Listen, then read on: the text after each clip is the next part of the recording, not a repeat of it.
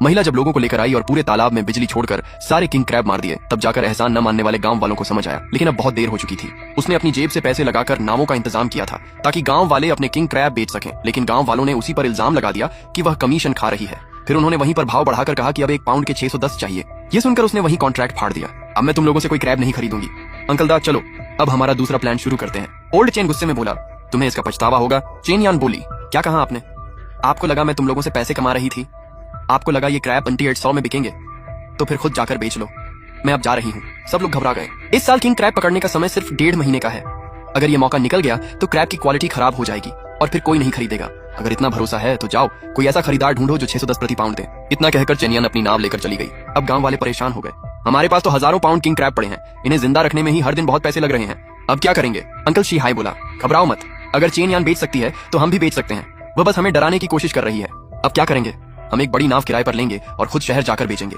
अगर वह 800 में बेच सकती है तो हम 3000 में बेच देंगे। शहर वाले तुरंत खरीद लेंगे। सब लोग खुश हो गए। इस बार तो बहुत पैसा मिलेगा। अंकल शिहाय हंसते हुए बोला। चेन यान ने भाव नहीं बढ़ाया और अब हमसे लड़ रही है।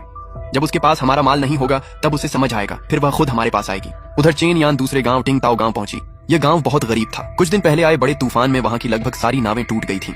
चेन यान ने गांव के मुखिया से कहा, मुझे अच्छी किंग क्रैब पकड़ने वाली टीम चाहिए। क्या तुम मेरे साथ काम करोगे? मुखिया बोला, हमारे पास तो अब नाव भी नहीं बची।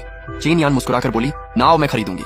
दुनिया के सबसे अच्छे लोग तुम्हें ट्रेनिंग देंगे, नए टैंक भी बनेंगे, लेकिन एक शर्त है, मेरे सारे नियम मानने होंगे, कोई भी लापरवाही नहीं चलेगी।